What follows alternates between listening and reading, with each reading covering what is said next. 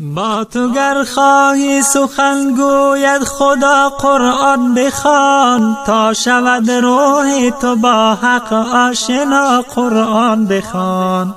ای بشر یادی خدا آرامشی دل می‌دهد، دردمندان را بود قرآن شفا قرآن بخوان.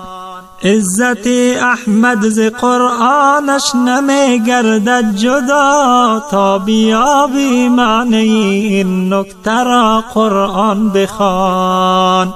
نقش قرآن تا در این عالم نشست، نقش های کاهن و پاپا شکست.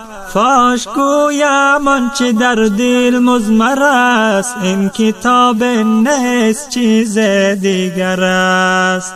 چون به جان در رفت جان دیگر شود، جان چو دیگر شد جهان دیگر شود.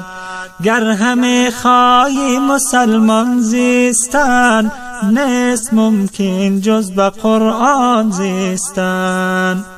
نیست ممکن جز به قرآن زیستن. با تو گر خواهی